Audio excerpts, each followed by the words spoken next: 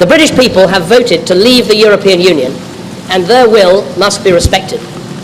I want to thank everyone who took part in the campaign on my side of the argument, including all those who put aside party differences to speak in what they believed was the national interest.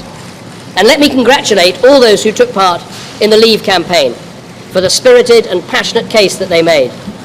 The will of the British people is an instruction that must be delivered.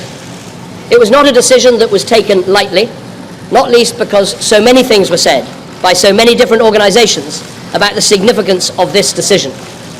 So there can be no doubt about the result.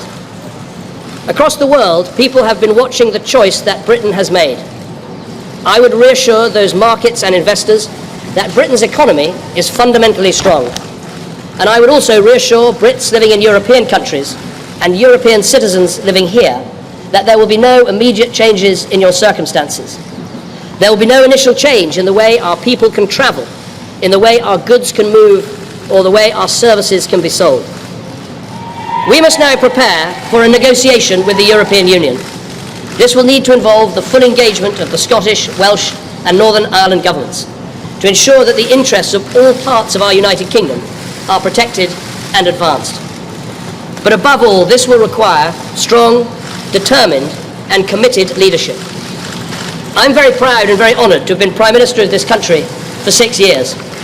I believe we've made great steps, with more people in work than ever before in our history, with reforms to welfare and education, increasing people's life chances, building a bigger and stronger society, keeping our promises to the poorest people in the world, and enabling those who love each other to get married whatever their sexuality. But above all, restoring Britain's economic strength. And I'm grateful to everyone who's helped to make that happen. I've also always believed that we have to confront big decisions, not duck them. That is why we delivered the first coalition government in 70 years to bring our economy back from the brink.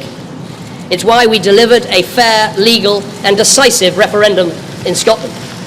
And it's why I made the pledge to renegotiate Britain's position in the European Union and to hold a referendum on our membership, and have carried those things out. I fought this campaign in the only way I know how, which is to say directly and passionately what I think and feel, head, heart and soul. I held nothing back. I was absolutely clear about my belief that Britain is stronger, safer and better off inside the European Union. And I made clear the referendum was about this and this alone, not the future of any single politician, including myself.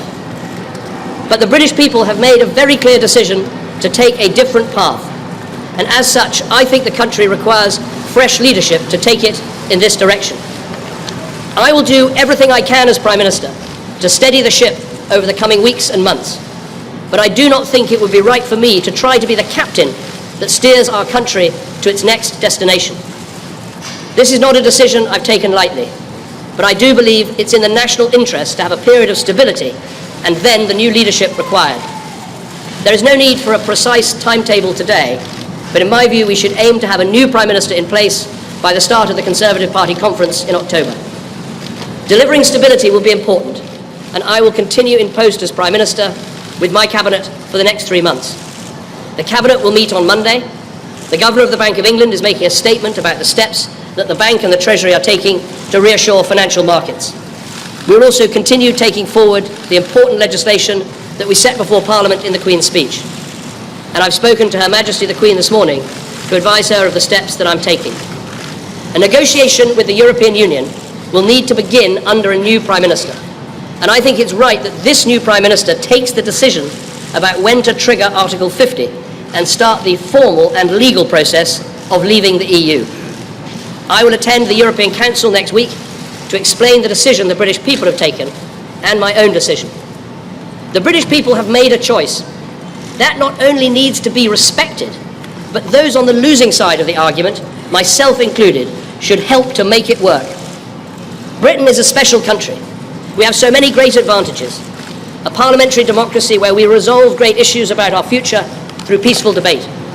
A great trading nation with our science and arts, our engineering and our creativity respected the world over. And while we are not perfect, I do believe we can be a model of a multiracial, multi-faith democracy where people can come and make a contribution and rise to the very highest that their talent allows.